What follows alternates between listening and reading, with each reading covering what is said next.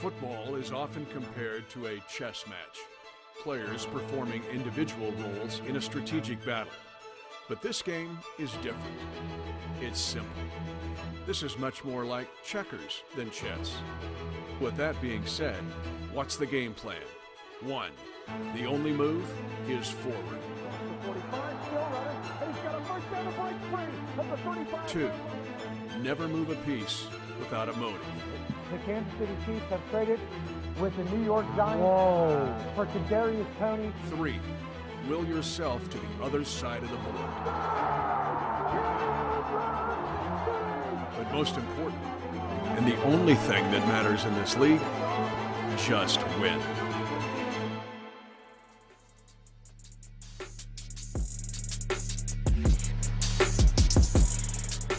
The Chiefs won their third game in a row last week to move to 7-2 on the season.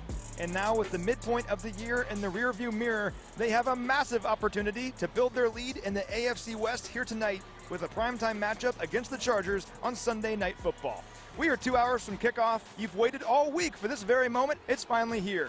It is time for football in Chiefs Kingdom. Let's do this. My name is Matt McMullen, joined by voice of the Chiefs, Mitch Holthus. This is Field Pass, presented by StorageMart. And Mitch, it's only week 11, but what a massive opportunity the Chiefs have here tonight. Well, just think about if you use a clamp to clamp something on a workbench or have a vice grip. That's what the Chiefs can get tonight. Because the numbers just really work in the Chiefs' favor if they can pull this game off tonight here. Yeah, let's talk about the implications of this matchup because they are massive. So the Chiefs come into this game with a 2-game lead over the Chargers in the AFC West. If they win this game, that becomes a 3-game lead over the Chargers and the head-to-head tiebreaker. So basically a 4-game lead with only 7 games left in the season. Now, a loss isn't the end of the world in the division. The Chiefs would still control their own destiny in the AFC West, but their lead would shrink to just 1 game. So once again, it's only late November right now, but some major implications here tonight. And the Chiefs are running 2 races like they have the last several years, trying to win the West and also racing the Buffalo Bills, who kept pace today by winning in Detroit against Cleveland. But I think there's a bigger picture here for the Chargers. I think they face the most pressure. There's a macro, micro pressure on them. The micro you just laid out. The macro is since 8-5, a start that they had last year, into 2021, this Chargers team is 6-7. Justin Herbert is 20-21 as a starting quarterback. He loses tonight. He's 2 down underwater, and all of a sudden the narrative of the Chargers starts to change instead of being, oh my gosh, they're a contender, to what's going on with these guys. Yeah, let's talk about how both of these teams got here tonight because it is 2 very different journeys for sure. For the Chiefs, it's pretty simple. They're 7-2 behind the #1 scoring offense in the NFL and a young defense that gets better and better every single week, it seems like. But it's been a bit of a roller coaster for the Chargers this year. For one thing, they have a negative point differential this season. They've been outscored by 28 points this season, and they have been hit by a ton of injuries. Guys like Rashawn Slater at left tackle, J.C. Jackson, a big-time free agent acquisition in the offseason at corner, he's out for the season. Joey Bosa, defensive end, one of the best players in the NFL, he's on injured reserve right now.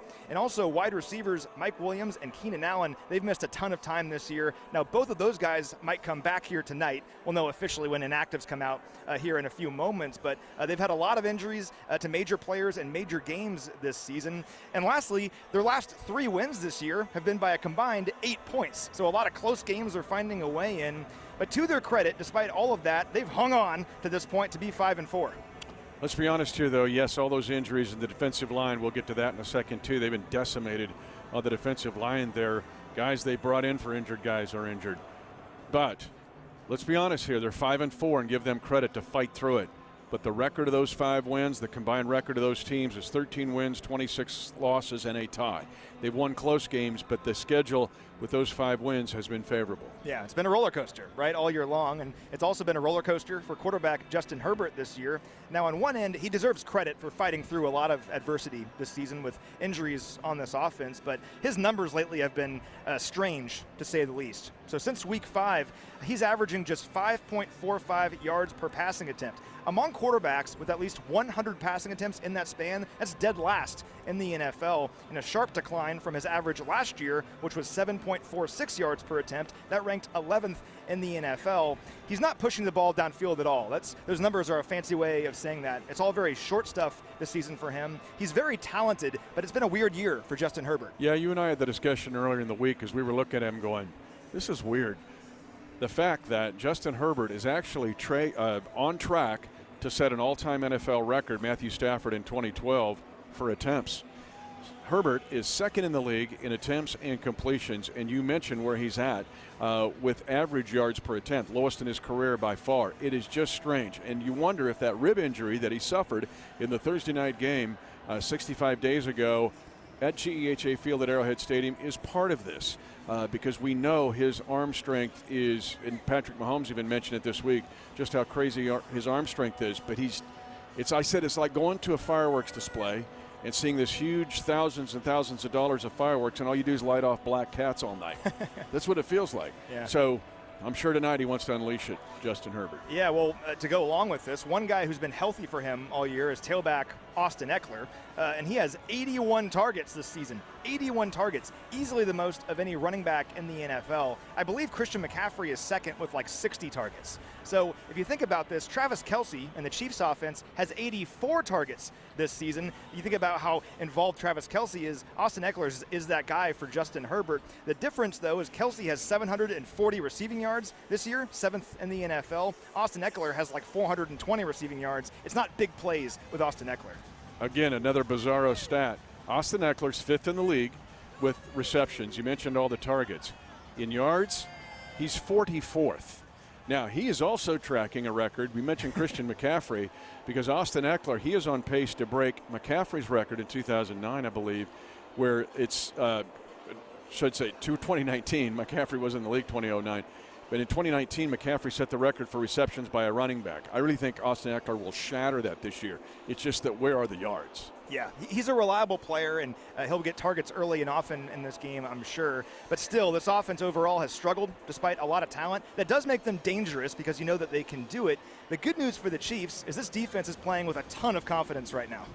And I love the speed at defense, and that's where this discussion kind of segues into that, because the pressure that the Chargers are putting on opponents right now are on their linebackers, the second level of the defense. Think of Austin Eckler running these angle routes, circle routes, and the fact that I'm loving what I'm seeing when I look at the video of Nick Bolton and Willie Gay Jr. Not just being fast and arriving, good things happen when they arrive. They were number 1 and number 2 in tackles in last week's game against the Jags. I expect that again tonight, because they face the most pressure, especially coming out of the gate against the Chargers. And this defense has been really good, particularly in the last several weeks. So since that 49ers game a few weeks ago, this is the number 6 scoring defense in the NFL. They're holding opponents to only a 33% conversion rate on third down in that span. That's 5th best in the NFL. And they have 13 sacks in that time, 4th best in the NFL. Chris Jones, in particular, has been a monster. He has 5 sacks in his last 4 games. All year long, except for a week, I believe, he's been the top-rated Pro Football Focus interior defensive lineman, higher than Aaron Donald. But Derek Nelson will be with you and me in the booth in working this game. And Derek and I were working on this stat. Since San Francisco took a 13-7 lead in the second quarter, that was the week before the bye, the Chiefs have had to defend 32 possessions. The remainder of the San Francisco game, Tennessee and Jacksonville. Here's those 32 possessions: 15 punts, 2 picks, a fumble, a safety, a turnover on downs, 5 TDs by the opponent, 3 field goals, 2 missed field goals, and 2 kneel downs. That's almost dominant. It's just that some of the yardage is skewed by some garbage yards at the end. But those defensive numbers get your attention. I love when you text me these things at like 11 at night or something, and I'm just like, wow, like I'm wired now. I can't go to sleep.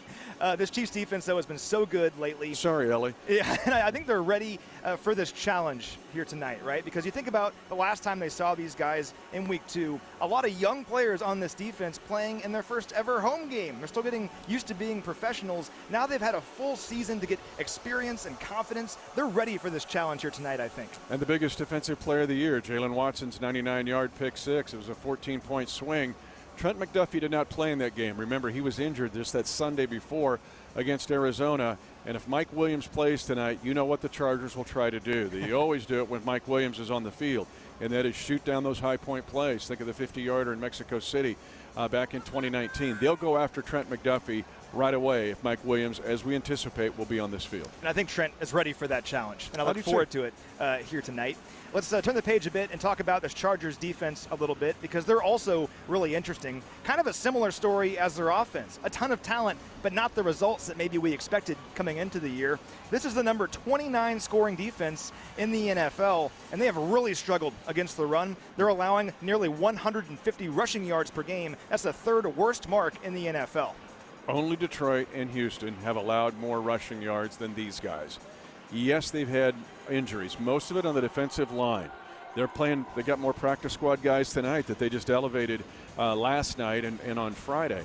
But they still have Kenneth Murray. They've had Kenneth Murray all year. Drew Tranquil, Khalil Mack on this tee. Kyle Van Noy, the veteran who's been with several teams. Derwin James. I mean, these are big-time defenders. Like, the stats just do not make sense when you look at the level of talent that they have on defense. And the fact that the run defense has struggled lines up perfectly with the fact that last week the Chiefs ran the ball more efficiently than they have all season. As a team, the Chiefs averaged 5.7 yards per rush last week, their best mark of the year. A similar output tonight would make life a lot easier for Patrick Mahomes. And Matt, you bring up a good point. I think it's almost like the passing game with the run game with the Chiefs, meaning if they get something going early, think about it. The best times they've had this year running the ball, they'll pop a big run early in the game. And I think that gets them in this run rhythm. Pacheco now comes in with confidence after his 81 yards last week. And remember, everybody wants to write off Clyde Edwards-Helaire. He had a 52-yard run against these guys in that Thursday night game. And that reminds me, the Chargers have given up 4 50-plus yard runs. The league average is 1. They've given up 4. You can get chunk plays in the run game against this defense. This passing game is just about impossible to stop when the running game is also working. And for more on the offense this season and how good they've been, I caught up with former NFL running back and current NFL Network analyst Maurice Jones-Drew earlier this week. All right, we're joined now by one of the greatest running backs of his generation. It's Maurice Jones-Drew, now an awesome analyst on NFL Network. And Maurice, I want to ask you about this Chiefs offense because there were so many questions coming into this season about all the new faces on offense, but through 9 games here, they're still the number 1 scoring offense in the NFL at 30 points per game. What have you been impressed by this season by the Chiefs offense? I've been impressed by Patrick Mahomes and Travis Kelce, right? Even though Tyreek Hill left, those were the 2 pieces that had to find a way to keep things going. And then you allow the other guys, MVS, Juju Smith-Schuster, Clyde Edwards-Helaire, Isaiah Pacheco, all the other guys kind of get going, right? And they did that. They were able to withstand and hold up the standard of this offensive scoring points and dominating teams. And then all of a sudden, here come the other guys making plays. And they're not the other guys anymore. MVS has been a top-notch playmaker for him. You add Kadarius Toney, who comes in right away and gets after my Jaguars a little bit. And I'm okay because I am a Chiefs fan because of this offense and what they've been able to do. But it's the running game for me that I really love. And I got a chance to talk to Eric Bieniemy, who is talking about running it more efficiently and consistently and giving them a chance to use that play action pass to utilize the speed of some of these other guys down the field. And then on top of all that, Patrick Mahomes is playing turnover-free football. He's not really forcing the ball down the field. He's doing a great job of utilizing all the weapons. When guys are open, he's getting them the ball to them right away. They've done a great job of really taking what the defense gives them, and that's tough to stop when you have all these guys that can make plays. And so I'm excited to see what they can do. Yes, they're fighting for the AFC West title, but they're also fighting for the number 1 seed. And if they can get the number 1 seed in the playoffs, Kansas City, here I come. Yeah, hoping for that. You mentioned Kadarius Toney, and that's the other part of this question I want to ask you about because there's already so many weapons on this offense, and then you add Kadarius Toney in there, and people are wondering how quickly can he be adjusted to the offense, and we saw it against your Jags. He has 90 yards from scrimmage, makes some great plays in the running game, but also made a great catch deep down the field in coverage. As he gets more and more in tune with this offense, how much more dangerous is it adding what he can do to this group? Well, who do you cover? I think that's going to be the problem. Who do you cover? MVS can take the top off and go down the field. Obviously, when Juju comes back, he'll be the guy that kind of deals with the middle with Travis Kelce. Now you have this X factor in Kadarius Toney, who you could throw quick screens to. Great runner after the catch, very shifty route runner, does all these different things. How do you who do you put your number 1 corner on? Who do you put your second corner on? Who do you put your third corner on? Who do you put your safety on? Do you treat Travis Kelce as the number 1? All these different things are going to come into play. And so the Chiefs front office, the Chiefs coaching staff have done an awesome job of really identifying talent and putting them in the best situation to be successful. And then Patrick Mahomes has done his best part in getting those guys the ball all over the field. And what you see is guys are excited to see other guys make plays. And that's the scary part about this offense. Once everyone's excited about everyone making plays, all of a sudden now when you get your opportunity, you know, you're going to go out there and do what you have to do with it. Yeah, it's one of those things when you have so many mouths to feed, but no one cares who gets fed in the game. That's certainly a good problem to have. It's led to the Chiefs to 7 victories here on the season, and hopefully another big one here tonight on Sunday Night Football. Maurice, awesome stuff, man. Always appreciate your time. No problem. All right, great stuff there from MJD. We just got the inactives, so we'll get to those here in a moment. But first, I want to tag that really quickly and get your thoughts. We know what Kadarius Toney did on offense last week. He was awesome, 6 touches, 90 scrimmage yards. But his impact on special teams could make a big difference here tonight. Yeah, coming into this week, I was noticing nobody's had kick or punt returns for touchdowns. There was one. Today changed that. Cordell Patterson had one with Atlanta, and a punt return, of course, that won the New England game against the Jets. Kadarius Toney has that ability. He has the ability, if there's a mishit by J.K. Scott, the Charger punter, it could be coming back the other way in a hurry. Scott's been ill this week. He hasn't practiced. If he mishits one, just hang in there, folks. I'm telling you, I don't think you've seen anything yet from Kadarius Toney. Yeah, heard it here first on Field Pass from Mitch. All right, let's dive into the inactives here. No surprises for the Chiefs. We knew about all these guys on Friday, but wide receiver Juju Smith-Schuster will not play tonight. He is in concussion protocol. McCole Hardman, you won't see him on the inactives list, but he is not going to play here tonight. He was placed on injured reserve on Friday with that abdomen illness. So hopefully McCole is back soon. He'll have to miss a minimum of 4 games, but hopefully he's feeling better soon. So no Juju Smith-Schuster, no McCole Hardman. Also no Chris Lamons at corner, a big special teams contributor for the Chiefs. He is also out in concussion protocol, but with no Juju and no McCole, need guys like Kadarius and maybe Sky Moore, Justin Watson, MVS to step up here tonight. All hands on deck, and don't forget the tight ends. Don't forget Noah Gray or Jody Fortson. We know about Kelsey, but with Fortson and with Noah Gray, we've also seen them able to attack the second and third levels of the field, which helps compensate for missing wide receivers. The other thing on special teams, Marcus Kemp will be up, but so will Cornell Powell. He's never played in the National Football League. He's been in this system for a couple years, but they elevated him primarily for teams. He's going to have to step up tonight. And good for him. Good for him. He's someone who has paid his dues. Yep. We've seen him working hard, never hung his head. Good for him. He's going to be on an NFL field here tonight. Now make some plays. Game. Yeah, absolutely. Now looking at the Chargers, we kind of knew this coming in already, but Keenan Allen and Mike Williams, they're both active here in tonight's game. Keenan Allen with the hamstring injury, questionable coming in. He's appeared in just 2 games this season, week 1 and week 7. He hurt the hamstring in week 1, then re-aggravated it in week 7. He's going to give it a go here tonight, though. And then Mike Williams has an ankle injury that he suffered back in week 7, hasn't played since then, was questionable coming in.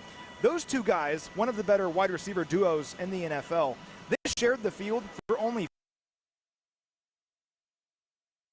healthy against the Chiefs, right? And these guys are fighting for their season here tonight, so they want to be out there for their team. We'll find out how healthy and effective they can be, though, here tonight. Yeah, and just think about the impact of those guys when you think maybe that could be Kelsey and Juju out at the same time. So that's what the Chargers have faced. And then not having Gerald Everett's a big deal. Yeah, Gerald Everett at tight end is inactive tonight. Yeah, he's inactive. They've had to sign up guys off the practice squad, even at tight end. So yes, they'll take shots, but how effective can Keenan Allen, Mike Williams be? Mike Williams actually lost some stamina in that game, on that Thursday night game at GHA Field at Arrowhead Stadium. He was so big in the first half. Second half, it looked like he got winded and tired. So we'll see how much juice he's got tonight. And Gerald Everett at tight end not playing for the Chargers tonight is kind of a sneaky big deal. He didn't have an injury designation on Friday. We thought he was going to play. He has a groin injury. Apparently he's not going to go here tonight. He had a nice game against the Chiefs back in week 2. So Gerald Everett not playing is kind of a big deal for this team. And don't forget his game he had on Monday Night Football against the Chiefs in that 54-51 game. Absolutely. He had the winning touchdown. Absolutely. So no Gerald Everett here tonight, even though they are getting Mike Williams and Keenan Allen back. We'll see how effective those guys can be. These Chargers are fighting for their season here tonight. It will not be easy, but this Chiefs squad, what an opportunity out in front of them here this evening to put a real grip on the AFC West with 7 games to go after tonight. We'll close our show with that, everyone. For Mitch Holthus, I'm Matt McMullen. Let's go get a victory.